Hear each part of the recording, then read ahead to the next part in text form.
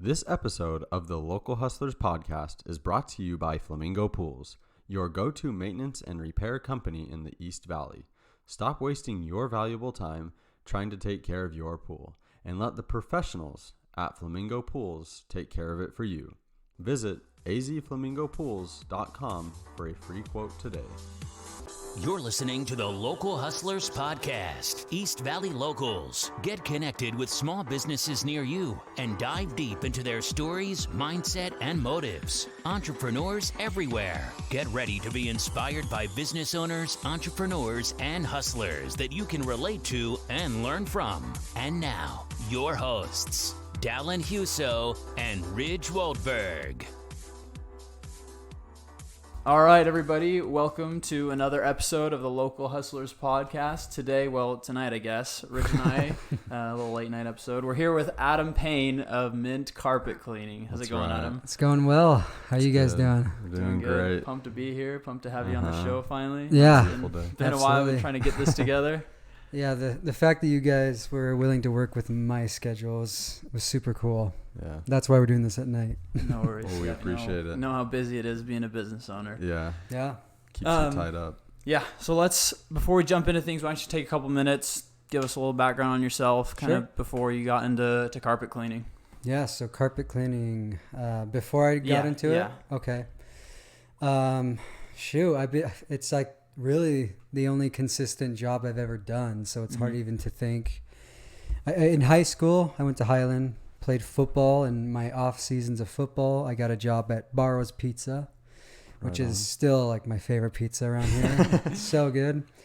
And I liked the job. The only issue I had with the job was the management. The manager at the time was just this hothead guy who like was a cool guy, but the minute rush hour hit, like a trigger came on, and he was just this rude and loud and was just always pointing his finger at you and telling you to do things, and it was like just so unnecessary.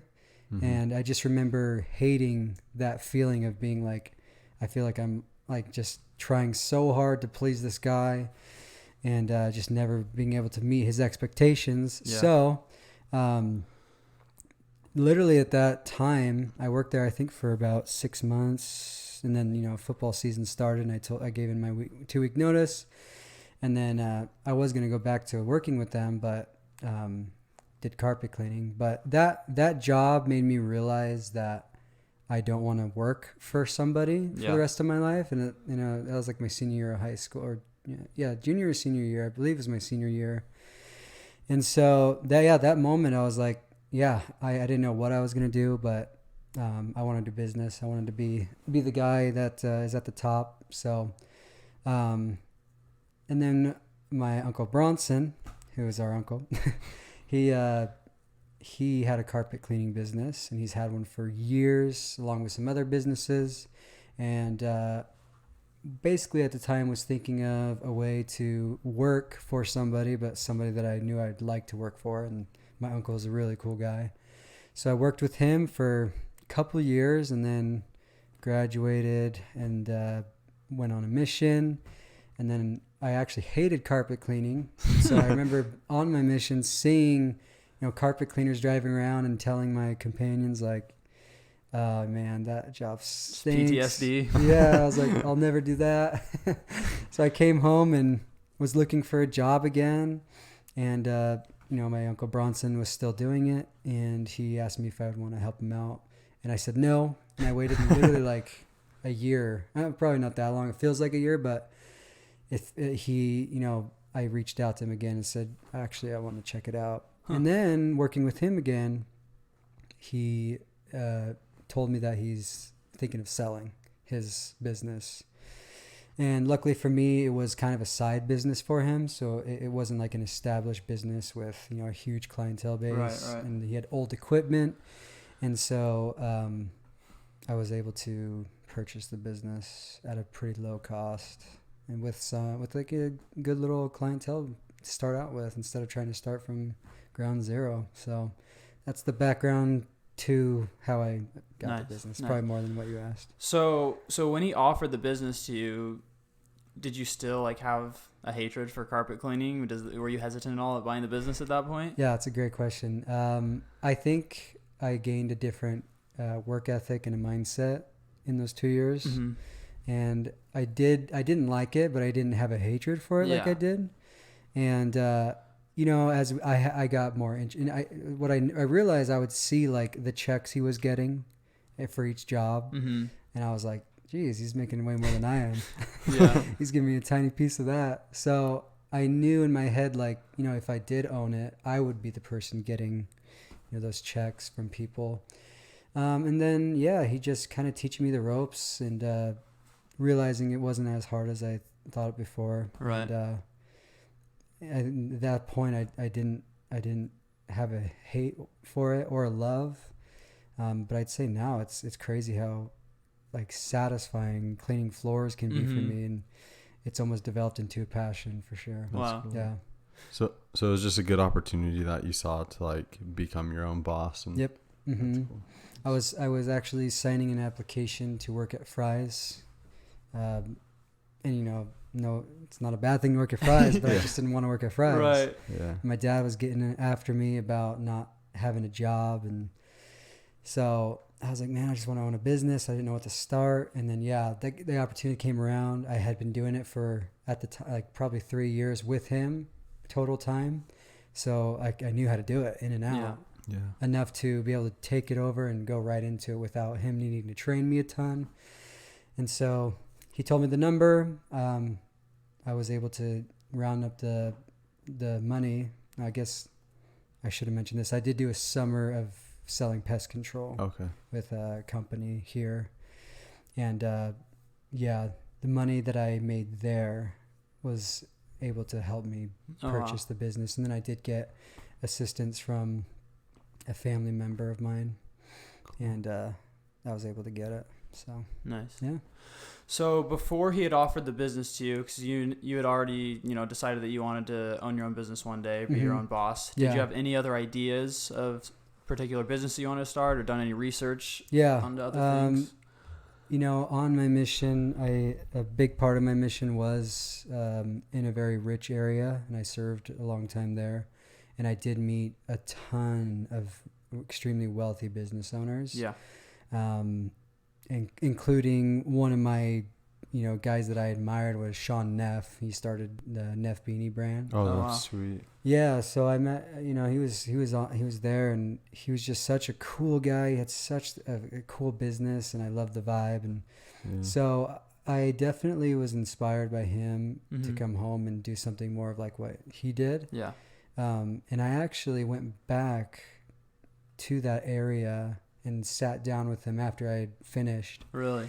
Yeah. And I sat down in his office at his warehouse. And he had this big old like glass wall office in the middle of this humongous warehouse that had every Neff gear you can think of. That's and he had so cool. all these employees, and he's had like a huge long hallway of designers all on big old, Mac computers just making new designs. And I was just enamored by it. And he just gave me like this list of things that he did to start his business. Oh, wow. And,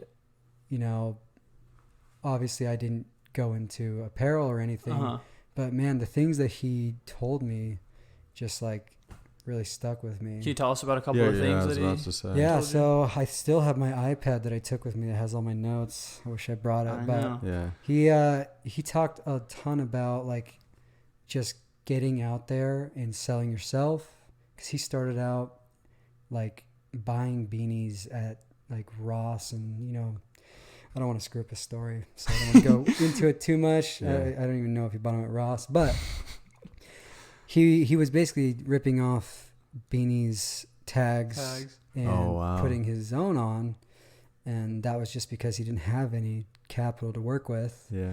And so he just went around the school and found people that he felt kind of matched his vibe of what he was going for, and he would just give them a beanie, and then they would start wearing the beanies around, and then people started noticing them, and he became friends with Burton snowboarder guys that were signed amateur snowboarders, anyways, long story short, he said it was the ability to go out on foot, sell yourself to your customers, and they'll respond. And I've taken that into carpet cleaning like none other. When I go into someone's house, I try to have a smile, talk to them about their life, connect with them on a level that maybe another carpet cleaner wouldn't. Mm-hmm.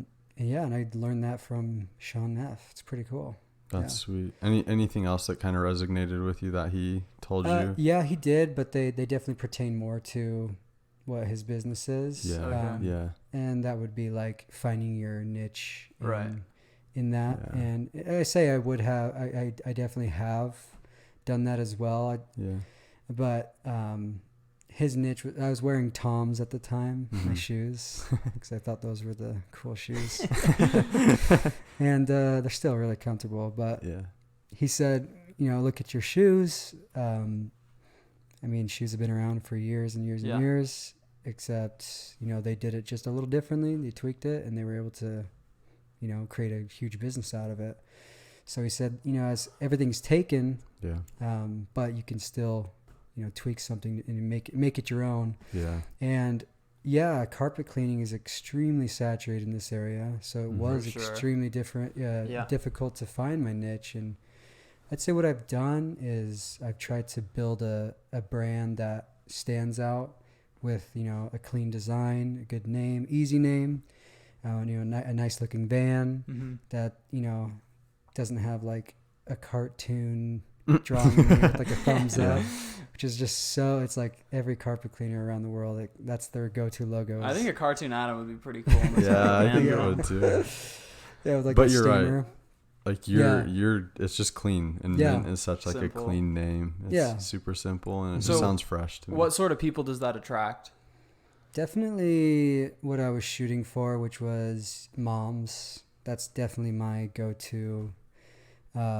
Moms that are, trendy and they're on Instagram, and because Instagram, as you know, has become such a huge marketing tool. For sure. With the influencers and stuff. So, a lot of those girls, and guys, they want to be proud of the things that they share. And I feel like I've created a brand, especially in like the last 6 months, that they want over so they can share with people because they're like proud of it. And so that would definitely be a target audience, is people who are on Instagram and they can share.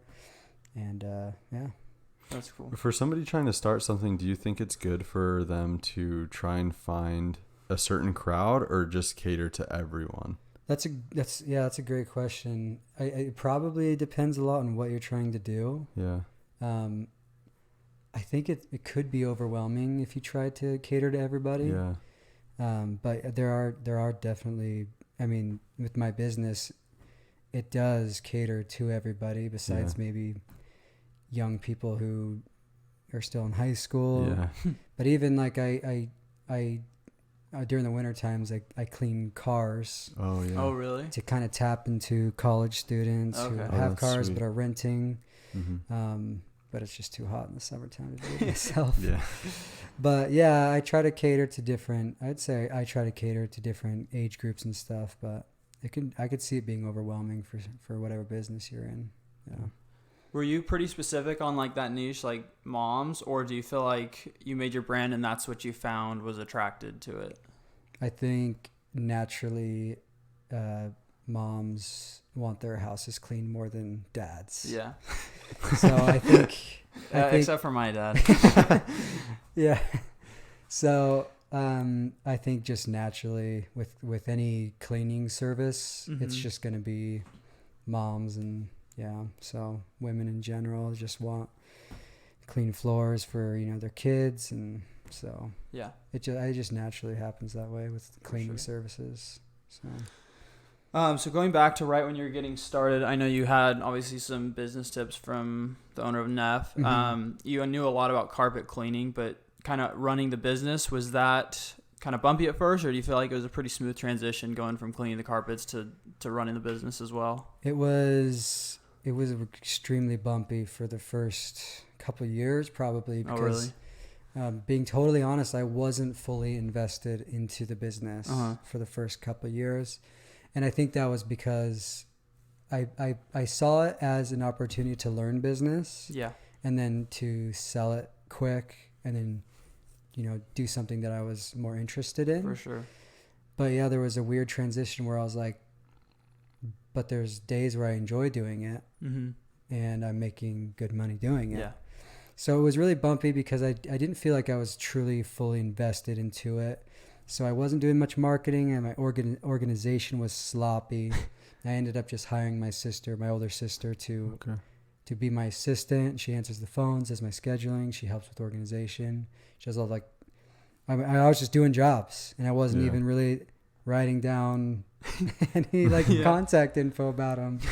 So I was like, I would go through my phone and just have all these unknown numbers. I'm like, there's no way I'm gonna remember who these people are or whose number this is. Right. So now she's getting emails, she's getting numbers, she's getting addresses, she's getting descriptions of each job that we do, and she's doing everything with the softwares and all that. So before then, it was just clean the house, get the money, and then we try to focus on something else. Yeah. And that was extremely bumpy. At what point did you realize that you needed that? Like, did something happen, or was it kind of like over time, like, okay, I need to do this, and then you finally did it? Or was it something like, all right, I need to get someone to help me out. This is bad. It was like, I knew it for a long time, and I always try to push myself to do better. Yeah. So I think in my head, I always thought, I will get better at this eventually. Mm-hmm. And I will take the time after a long day in a summer Arizona and sit down and go to my desk and do all my organization. Yeah. I truly thought I would do it, but a year would go by and I didn't. And it wasn't like, it's just, that's how I have been. It's like all through high school, I was unorganized. My desk and my backpack was just paper shooting out. So me and Don know exactly where you're coming from with that. And it just worked out. It was like my dad mentioned to me, like, hey, Jessica is just at home. She could probably work for you. Huh. And I was like, yeah, that works out. I was looking for a way to have better organization. Yeah. Mm-hmm. And she is better. So. Are you the type of person that struggles to delegate certain tasks or not make all the money because you have to pay other people? Yeah, I'm for sure trying to get better at delegating. Mm-hmm. And you guys caught me at a time where I think for the first time I feel like my business is really taking off. Yeah. And so right now I'm looking for my first at least part-time employee. I've had a lot of people help me, just come along with me and they help me do the jobs, but I've never hired anybody to actually run a truck. Yeah. And that's because I've always been so nervous of them not connecting with the client, not doing the right chemistry and damaging carpet and being careless and dragging hoses and breaking something. That all that stuff made me so nervous. Yeah. So I was just like, I'll just do it myself. And so that only works for a certain amount of time, and then you kind of get to a point where you're burning yourself out because you have all these jobs every single day and you're trying to do it all yourself. Well, and you can only grow so much on your own. And if you want to further expand, then you have to hire more. And I have another van it's a machine. The original one I bought, I've bought a new machine that's much newer than the one that I originally bought, but the old one does work and it cleans carpets amazingly, and it's just old. So I have one sitting in my backyard. And just like that, I could have two little vans going. So you have the means to do it. It's just a matter of finding the right person. Yeah, it's just a matter of finding the right person. That's a big deal to me. I don't want to just hire anybody. I try to obtain a standard for myself and for my business, and for I want people to think of mint carpet cleaning is the guy that takes the extra step to get a certain stain out, or to talk about your life. I mean, in the long run, I'm sure people don't really care for me to talk to them as much as I think they might. Not saying I spend 30 minutes talking to them, but I just want to connect with people because I think that's good for me personally. I think it's good for the business. So yeah, Building trying to relationships. Yeah. exactly. So trying to find someone that is good with people and is a hard worker. It's not impossible to come by, but it is somewhat difficult to find somebody. How do you like figure out if they have that? Like without hiring them? I don't know. I guess see if they mess up. do maybe like an on-the-job interview sort of thing. Yeah. I think that it also falls on me to make sure that they're trained properly. And For sure. Absolutely. So, yeah. Would you rather have someone that like already has some sort of training and knows what they're doing a bit, or just like start someone from scratch? That if I found someone that had history in carpet cleaning, and I just wouldn't want them to be like, well, when I worked here, this is how they did it. Like, well, this is how I do it. Yeah. I just need to, it goes back to, opening up to being able to delegate my work to others. And I think that, I'm definitely opening up to that. So, yeah. That's cool. Yeah. You mentioned that like right now you're kind of really just blowing up, and you've been around for a couple of years now. So is there anything that you've been doing differently that's caused this, or do you feel like it's just the recognition of being around for a certain amount of time? Yeah, I don't know if you guys saw my old setup, but it was an old Ford Ranger, which is still like my truck that I drive around. I love it. But it's a 99 Ranger. It had high miles. The paint was oxidized, and I was pulling a rundown, rusty old trailer that had this, old machine in it. Like this thing's a dinosaur. Had hours and hours of work on it, and it did a great job. But I think it was when I really invested my time and effort into upgrading my image. I feel like it was the image that really made me stand out, and it wasn't like instant, but. I've had like a new image, and I've had this new van and the wrap on it for, I don't know, I'm probably coming up on 8 months or so now. And I feel like the image that, I'm creating has increased the business enough to where now I'm like, okay, it's expansion time. Yeah. So it's not just like, oh, I know this guy, he has a Ford Ranger and he's coming with his trailer. Yeah. Give you a good deal, sort of thing. Which is fine, and I love that that's my beginning. I absolutely love it. I love that I didn't start out with a huge capital, and I was able to budget out. Okay, I'm buying this brand new van, brand new machine, brand new equipment. I started out with used equipment, and I love that part of the story, so I wouldn't change it at all. But it wasn't until I got into people's houses that they were sold on my business. It's like, it's hard. You gotta win people's, that call out to have them come out. You gotta win their loyalty. Yeah. And so it's just easier for them to make that call when they see a professional looking business. But my old setup, it was great. It was just, if they saw a nice looking van that had great reviews and a lot of history, online and on social media, people are just they'll tend to choose the more reputable brand instead of just the random guy driving around in an old setup. So. For sure, but you gotta start somewhere, right? You have to, and I absolutely love that's my story. I built it up from the ground up, and I feel like anybody can do that. For sure. Yeah. Anybody. Awesome. Is there anything else you did, like budget wise or investment wise, like starting small, just things that anyone could do that's starting a business? I didn't go to school for business, and I don't know if I ever will. I'm a much better hands-on learner, so I felt like just buying the business, I would learn these things, and I have. And I think that kind of falls into it where, I was, trying to budget in the beginning and trying to figure out what was necessary to buy and what I need to expand. And, it was like everything was going into one account. And so I didn't have a business account. So it was very like the organization of being able to, budget and stuff. Yeah. It goes back to my organization skills. They're being really bad. So I would say the beginning stages, the budgeting wasn't a huge part of it.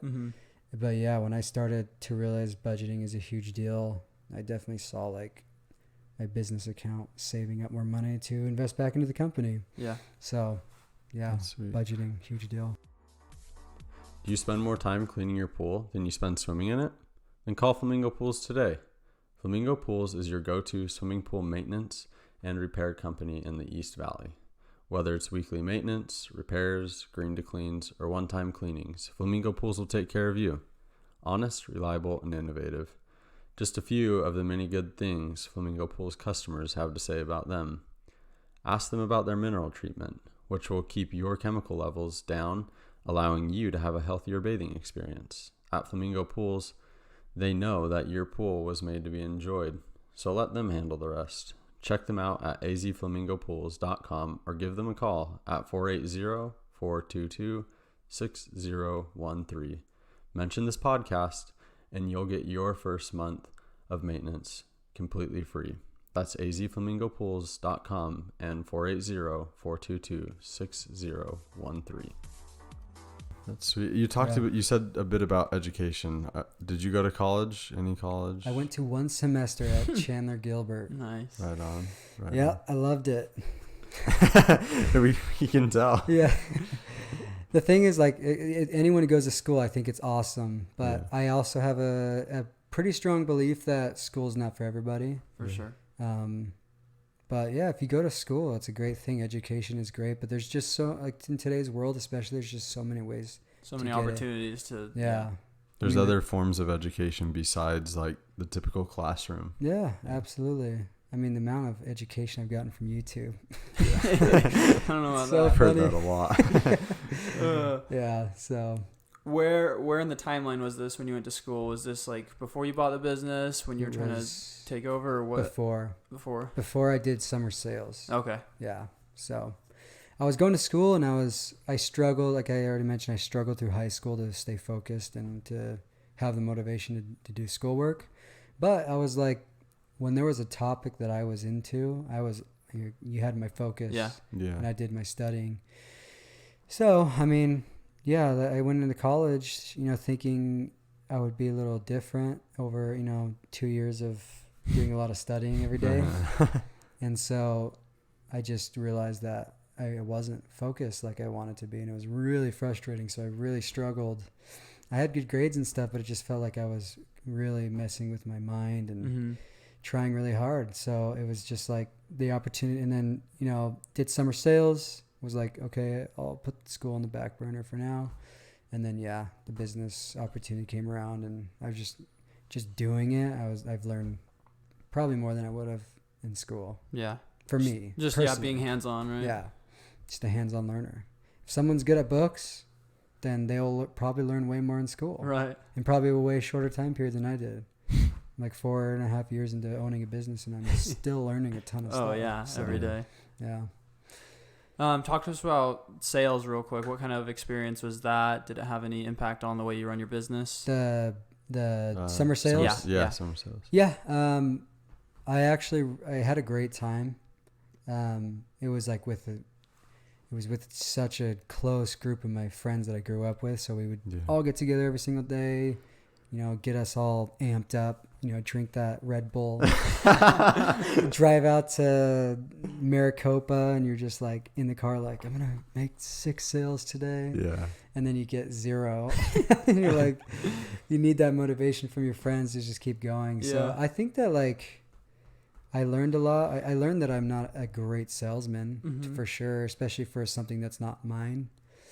And I didn't particularly like agree with a lot of the things that we had to sell, like contracts, get them on a 2-year contract and, just be pushy. And it's a great business, but, and I love the people who own it and the people who work there, but they're trying to build a business. And so they want you to make the sale, but I just didn't like the pushiness of it. And I didn't like knocking doors every day. And I didn't want to sell something that I just feel like I wasn't passionate about. Yeah. Because, you are a good salesman because you sell your business, but it's something that you believe in and something you have passion for, right? So you're happy I to absolutely tell people know about that the job that I do, people are going to love. For sure. Right. They're gonna, and I try to do my best to, keep my price good for everybody. So yeah. That's cool. And then I also gave you some capital to buy the business. Yeah, that's probably the main part. I mean, their whole setup was like, they send you like a portion of what they made off of your sales each month. So I didn't get all the money up front. So I did get help, like I said, from a family member, and I was able to make those payments. I gave them extremely hefty payments because I paid it off. I gave them their loan back plus a little interest. I think I paid it off in like a year. Oh wow! So it was really hard because I wasn't making enough money from the carpet cleaning to make that hefty payment. Mm-hmm. But because of the the check I was getting each month from doing the sales, I was fine. So that's literally the best thing from sales was that. That's sweet. You talked a bit about pricing. How does somebody like figure out pricing in the industry that they're going into without like? Yeah. I mean, because I think about it sometimes. I'm like, well, if I were to do that, like, how much would I charge somebody? Yeah, I mean, you do some shady stuff. Yeah. I think buying it from my uncle, he already had a standard price, but I did discover that he was on the low end of what a lot of people are charging. So I'm still kind of in the stages of growing. I have raised my prices a lot since then. And I've been able to kind of fine tune things to like, I don't enjoy doing this as much and I make more money doing this. So I'm focusing on certain things and I'm able to charge more because I'm getting better at it. But what I have done that I guess could be perceived as a little bit shady is I would just call businesses that have been around a long time and just say, hey, I need carpet cleaning. What do you guys charge for 3 rooms? What do you guys charge for tile? And they're like, yeah, this, and this. And they're like, okay, then what do you guys charge for couches? And just like going down this list of... Just get the prices. Yeah. And I think...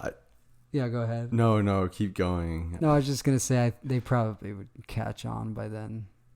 I keep asking way too many questions about prices, about just things that are just all over the place. Yeah. And that's why that's how I learned that I was on the low end of pricing to begin with. And then as I've expanded into, other cleaning things, like I've done, I now clean like mattresses, and I was, like I said, at the time I was introducing cars, auto detailing in a way, but not so much like the plastics of the car or the outside. Yeah. So I did all that stuff to get the pricing. So. Well, I don't think you're the first business owner that's done that. Yeah. So. You're definitely not going to be the last. I know. It's just, you got to do it. It's like using your resources, because there's no book that says this is how much you charge somebody. Like this is the low end, this is the high end. Like, how are you supposed to know? Right. And then I am on a Facebook page of carpet cleaners that's nice. All over the world pretty much. And they're extremely helpful with, I'll send them a picture of like something that's not coming out. And I'll be like, what would you guys do for this? And I can pretty quickly get some responses and go out to my van and grab the right stuff. But what I've noticed, I try to use them as a resource for pricing. Mm-hmm. But man, people don't really think about the area that you live in. Right. So in an area like this, there's so many people who live here, there's going to be more carpet cleaners or pool services or pest control. So you're just gonna have to charge less than someone who's living in like a farm place that there's not a lot of people living there. They're one of the only ones. He's like the only carpet cleaner in the town. So guys are doing like 2 rooms and they're like, I would charge like $400, $500. I'm like, dang, that's crazy. You can't do that here. You're making out. Yeah, but they're charging that, but they're only doing 1 or 2 a week probably. Makes up for the small amount of jobs they're doing. Whereas here you can fill up an entire day with 4 jobs for 2 trucks a day, or more as you start to get bigger. So, just how it goes. That's sweet. So, like Facebook groups and stuff like that, that's something that you do? Is that like a smart thing to do for somebody to network within their own like industry field? Industry? Yeah, I didn't even know that was a thing until it's kind of funny. It's like a guy at my supplier, the place I buy my supplies for carpet cleaning, one of the employees told me to join it.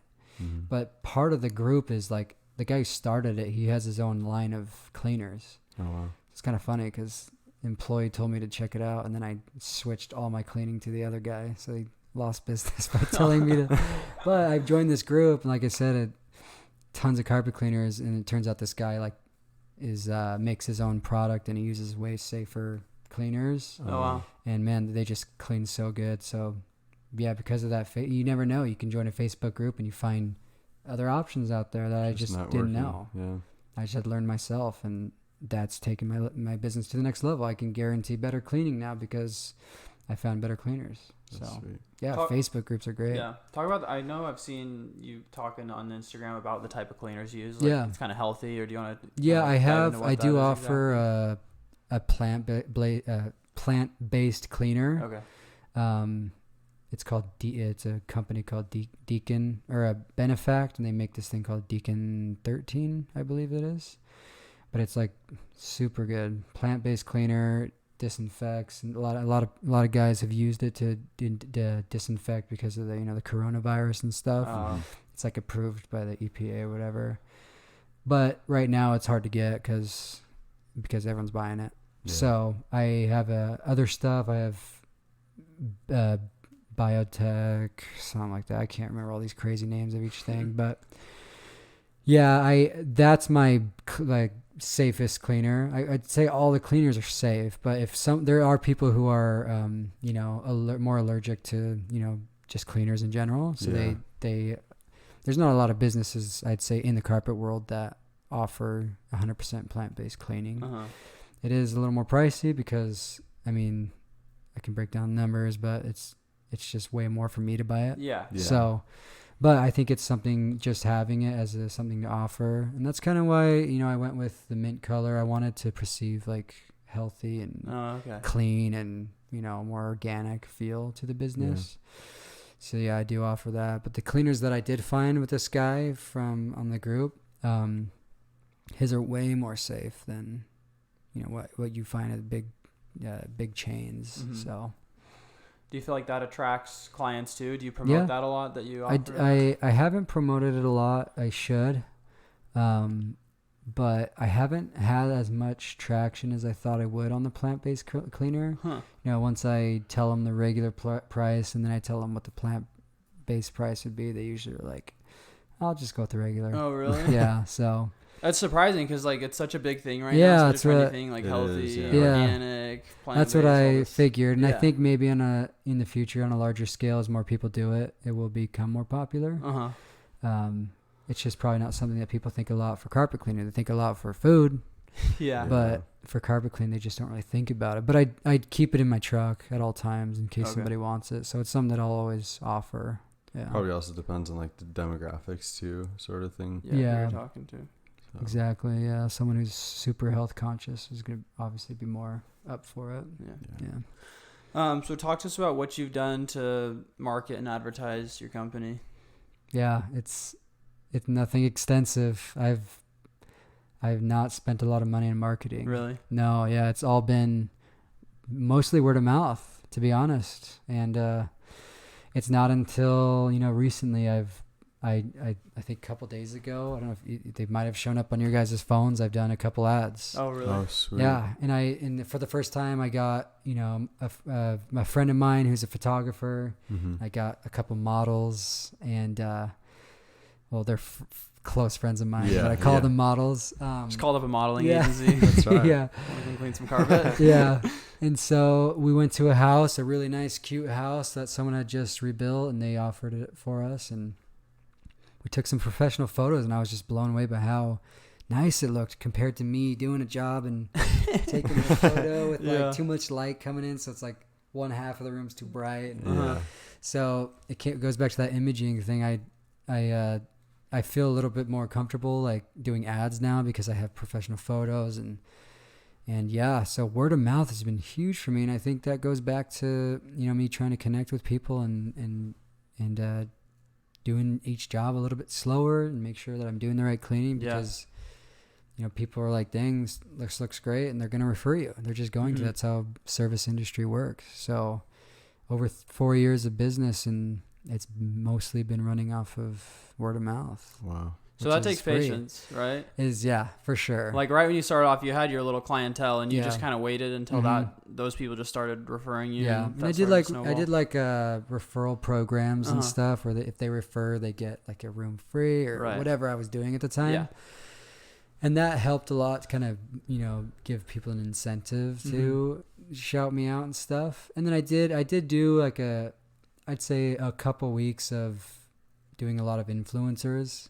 I was new to the business, and I didn't, like, companies were doing like free trades, like free, like complete house clean, and then for like a shout out. I just couldn't afford to do that. I needed the money. Lot, yeah. So yeah, it's a lot. It's a ton. So I did try to do that route, and it did help a little bit, but I always would just go back to word of mouth. It was just like my days were filling up with jobs, and I was like, I never really got to the point where I was like, shoot, I need to do some marketing because I have no jobs. Right. So my days were filling up with new referrals from people just telling their friends about it. Mm-hmm.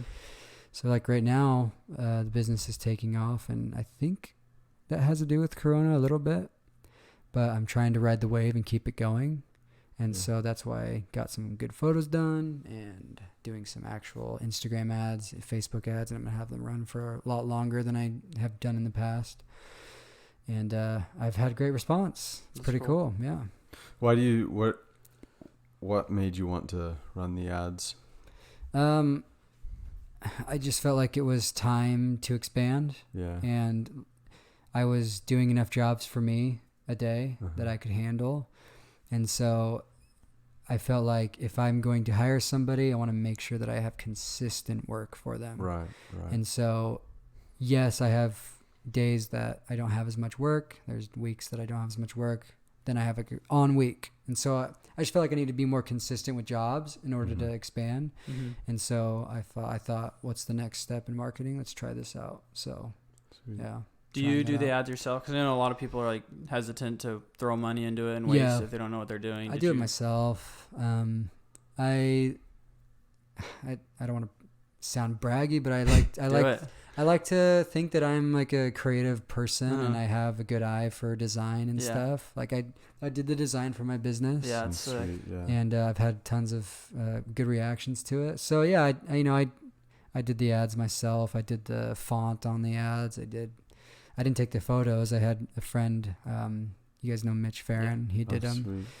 And he did an amazing job editing the photos. They look so good, like better than I could have done for that. I don't know anything about photography, but I was able to do the rest of it myself, and I just run it myself. And if it becomes overwhelming, then I'd for sure hire. Yeah.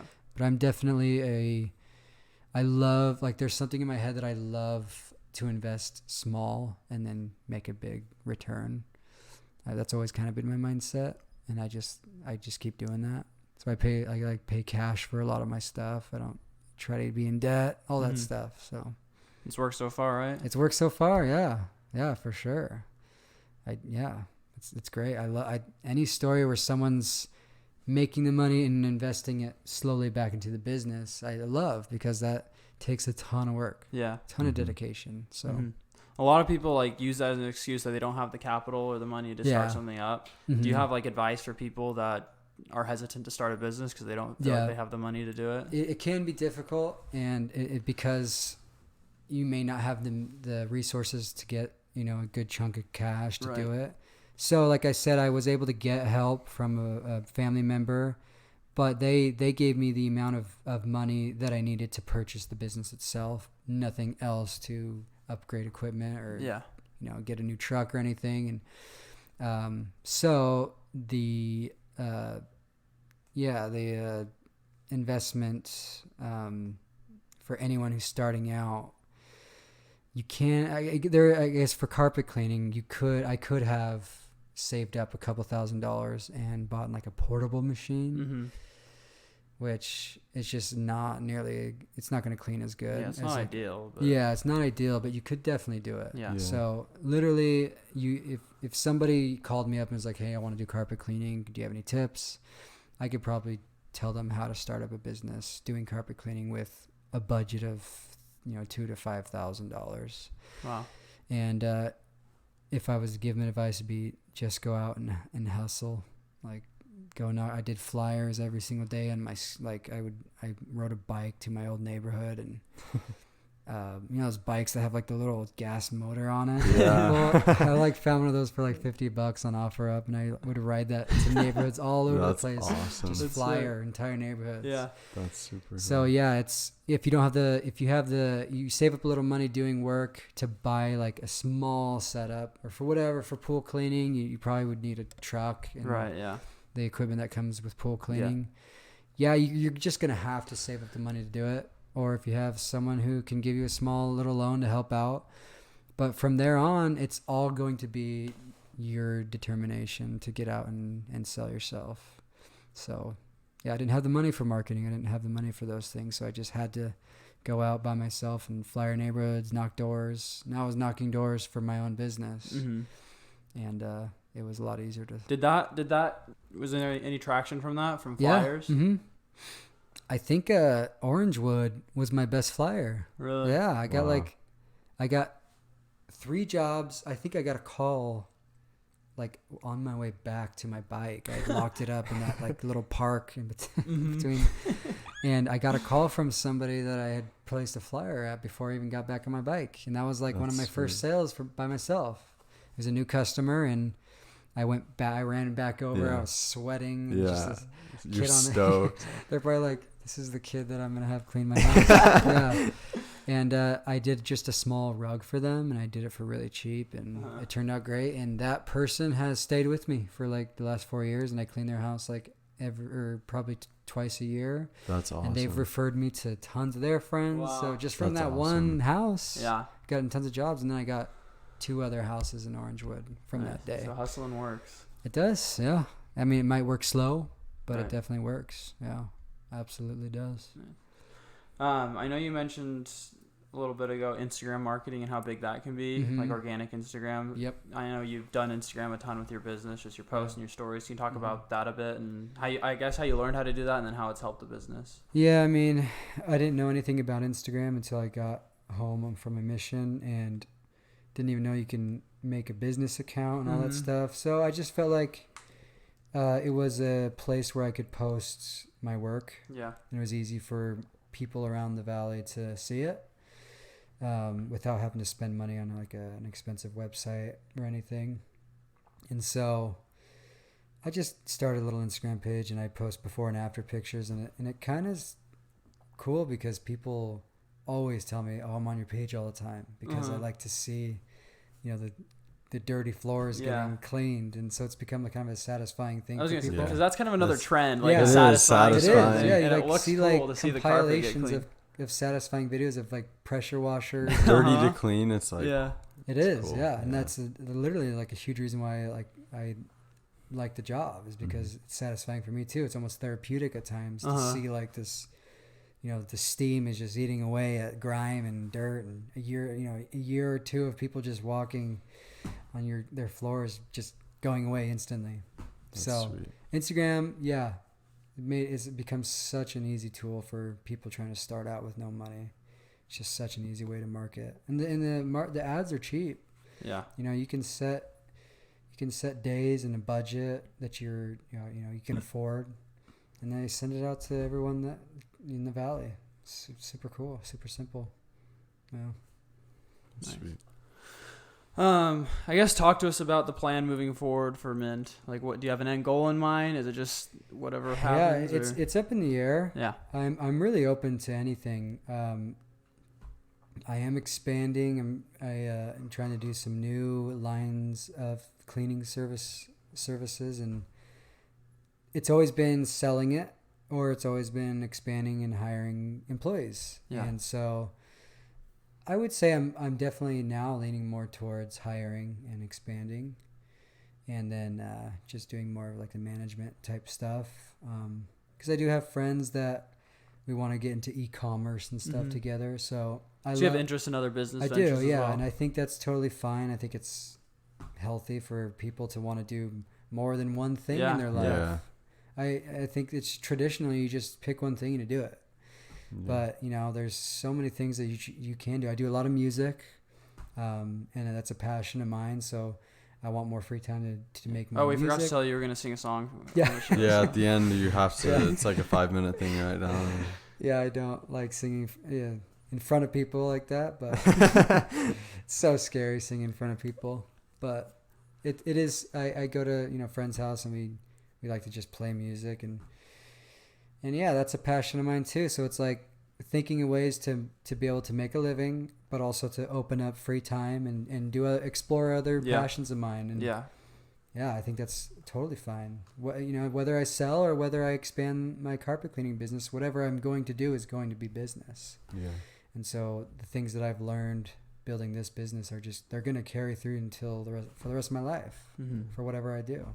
So I think people get stuck on thinking like, oh, I need to have this business forever. Like I started, I need to just keep it forever. Like, and you're stuck. Like you have to make the right decision on what you do because that's what you have to do. Like it's okay to like, if it's bad, it's okay to just dissolve and be like, it'll start fresh. Or if it's a learning good, experience. Oh, totally. Like sell it and start something else. I think people have in their head, they imagine building it up and having a big office with hundreds of employees and and that's great. That's super cool, but it doesn't you especially today's age with computers and all these resources, it's like you don't have to have this huge business that you have to focus all of your attention on. In fact, I think it's therapeutic for people to make sure that they have free time for things that they love to do. Because I can in confidence say that carpet cleaning is not going to be something that I want to do for the rest of my life. Right. Cleaning the carpet. Cleaning carpet physically. Yeah. But if it grows into a business where I'm able to create jobs for people and they're doing a good job and I'm making good money and being able to support my family, but then, have free time to do other things that are probably, matching more of what my passion would be, then I'm all game for that. Yeah. Yeah. So. No, I love that. I think it's so important I think business owners get so caught up in growing their business, running their business, and they forget about, their quality of life and enjoying life and doing the things they love. Like, what's the YOLO or something? You only live once. Yeah, I guess that applies to business for sure. Do you have any tips for people that are just, so unorganized or just don't have time to do the things they love? Yeah,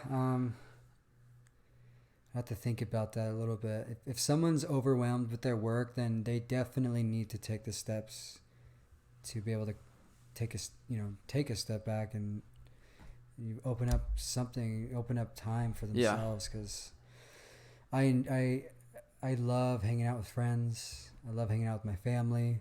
I love the downtime at my house to sit down with my wife and watch a couple episodes of Netflix. That stuff is important too. So if someone is a workaholic, I guess that's a good term for it. And if that is caused by unorganization, like take some steps to try to delegate your work and open up some time for yourself. It's important. Absolutely. So someone that's trying to start a business, or even you as you're like looking into what you do next, would you focus on like finding a business that you just absolutely love and have a passion for, or something that can open up free time so you can do other things that you love to do? It really depends on the resources you have or the means that you have, because in the end you just have to make money. So if I came across carpet cleaning because it was something that I knew would potentially make money fairly quick because it was already an established business to a certain extent, but with things that are your passion, especially like say for me, like music's a passion. It's one of those industries that's extremely hard to make good money doing. And for a long time I was like, imagining myself being a star and doing concerts and all over America, which is great. That's your dream and pursue your dream. But, it got to the point where, I needed to make money. So the business came around and I knew business was a passion of mine too. You can have more than one passion. And so the whole mindset was try to take away the financial burden so that I would have more time pursuing a dream. And I've also learned that there's so many other things to do in the music world that would be satisfying for me. Even just sitting on my computer on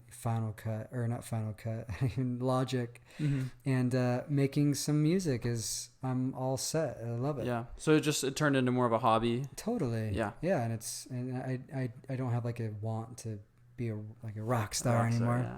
So the fact that like the business was there to help me financially, you just have to do it. You have to make money in this life. So someone comes across something that can help burden that financial part of their life to open up another avenue, then I think you should take it. Yeah. Is there a point where you realize, or like a moment of self-awareness where you're like, okay, maybe this, like, even though this is my dream and my passion, maybe it's like not realistic that I do this as a full-time thing? The hard truth, the realization time. Yeah. I probably would say that's probably a big reason why I wasn't into my business for the first couple of years.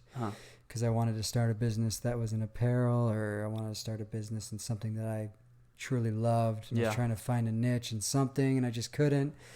And then the businesses that I may have wanted to start, I knew nothing about, so I knew I wasn't going to make money for a super long time. Right. I needed money. I needed to pay a mortgage and stuff. So it's a sad day, but you just say, well, I can still do music. I just don't have to make millions of dollars doing it. Which would be sweet. I think it's also like what you said, like if you are doing something that is bringing that money in and giving you more time to do like your hobbies, like you need that getaway, you need that escape. And so it's like, do something that you're going to be good at running the business, and at least you enjoy it, right? Yeah. You don't hate it. Yeah. Absolutely. And it'll free up some time. So absolutely. And if you make money doing it and you are able to save up, you gain like a good little capital for yourself, maybe sell your business that you're doing that you're not fully in love with, you make a good little chunk of money, then you have some money to play with. Try starting a business that you're passionate about. You can do that at any age. I think people fall into like in their early 20s they got to get businesses established. Exactly. And it's not the case. You can the guy who started Five Guys was like in his 60s or something. It's like, it's crazy. You can start a business anytime. So it's like, I can do this for 10 more years and then decide I want to do something I'm more passionate about. Yeah. And do that. There's so many ways to make money in this life. And if you have the means or the resources, like family will support you while you're trying to pursue a dream. Yeah. Like huge. Do it. Like, give it a try. You don't want to do something or not do something and then say like, what if later on down the road. Better to do it and fail, right? Absolutely.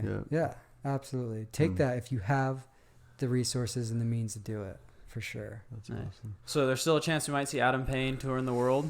Maybe. You never know. I don't think that's honestly that I think I've discovered that's not a passion of mine. I have done a few shows where I'm singing in front of people, and I feel like I've done it enough where people are like, usual musicians say like, oh yeah, you get used to it and you like it more. You'll always be nervous, but I've done it enough where, I'm still terrified of it. So like imagining myself doing that every single night in front of tons of people, I'm not into that. Yeah. I wouldn't enjoy it. Yeah. For sure. If like you could make a career out of just recording music and posting it on Spotify and making tons of money, then I would do that instead. But I don't know how many people actually make a lot of money just doing that. But well, it's been sweet, Adam. Is there anything you'd like to tell the listeners or someone that's trying to start something? I don't know, just some advice. Anything you'd like to think I hope my message or feeling that people get from listening to this from me is you don't need to get a fat loan and be in a ton of debt to start a successful business. I built my business from the ground up and I am like super passionate about that. Yeah.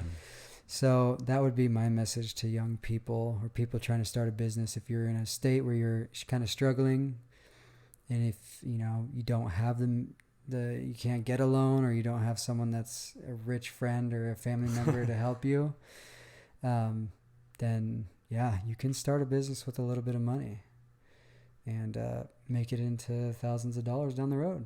That's sweet. I think that's a really cool thing. Yeah. Love it. The American dream. That's right. Yeah. Start from nothing. Absolutely. Become something. So Yeah. it's awesome. Yeah. All right. Well, as we wrap it up here, we're going to get into a good segment. Little game we're going to play. Little I game. know you've Yeah, listened I a know bit the before, game. so you might He's been practicing for this. Yeah. He's been sweating the whole time. The game makes me nervous. It's like some of these guys like answer them right away. I know. I'm like, I didn't know that. Well, let's see how you do. So Can you skip? Can you be like, skip? Next question? Yeah. Yeah. Okay. Whatever works for you. Okay, so you probably know the rules, but 60 seconds, answer Yeah. as many questions as you can. Just go back and forth, Gotcha. rapid fire. Try not to go deep on the explanations. Okay. Yeah. That's what kills people. All right, Ridge will start us off in 3, 2, 1. Favorite junk food?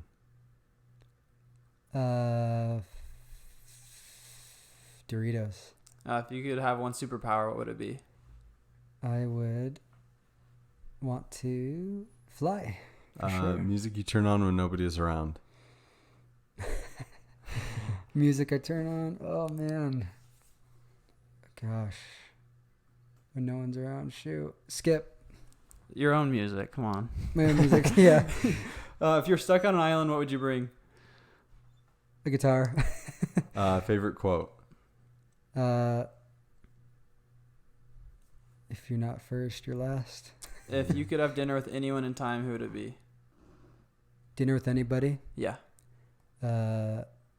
Steve Carell. Oh, sorry. Oh my gosh, your spirit animal. Skip. Best business book you've read? Skip. Best podcast? You guys. There we go. That means you automatically win. Steve Carell, you a big Office guy? Or? I love The Office, and I've done a little research on Steve Carell in general. He's like a super hard worker. Really? Yeah. Wow. Yeah, so he's a guy I admire. What are some things that he's done that Like have anything kinda in the business world, or?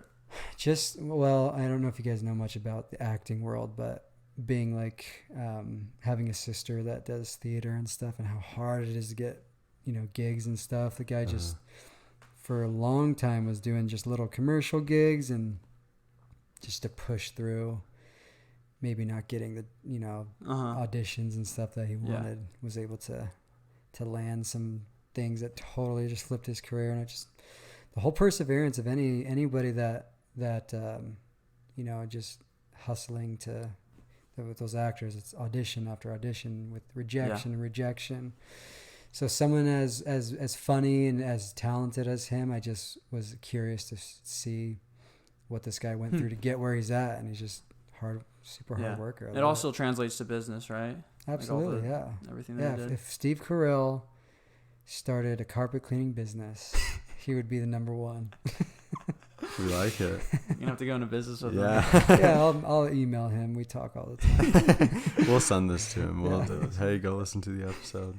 Yeah, for sure. Sweet, man. Well, yeah, thanks again for coming on. Yeah, absolutely.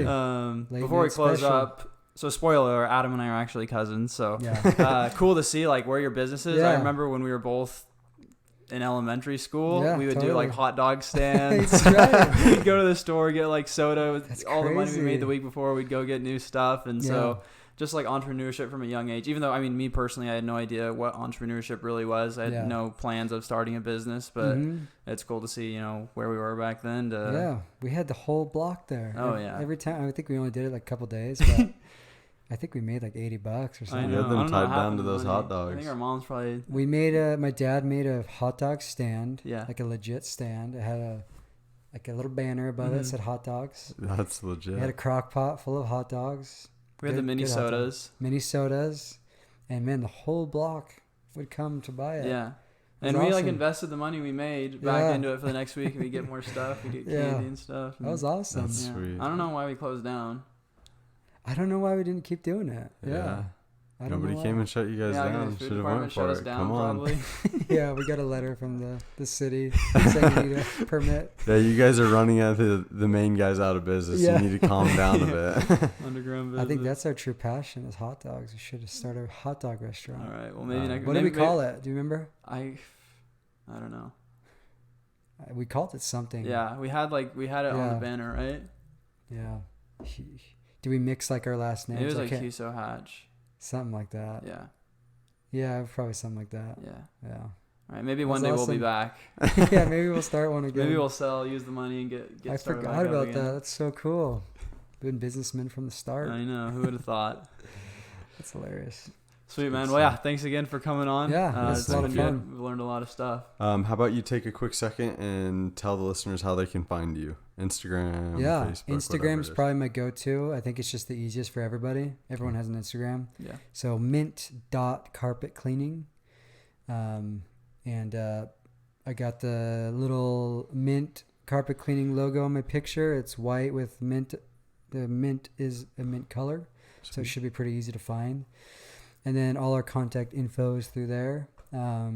Soon to come is going to be like online booking and a website, like an official, Stay tuned. really nice website. So stay tuned for that. But easiest way to contact us now is through Instagram. Sweet. Yeah. All right. There you go. Okay. Well, Thank you're you already guys. This is so fun. All Yeah, right. it's been good. Yeah. Okay. We'll catch y'all next week. Have a good week. We'll see ya. Bye. Bye.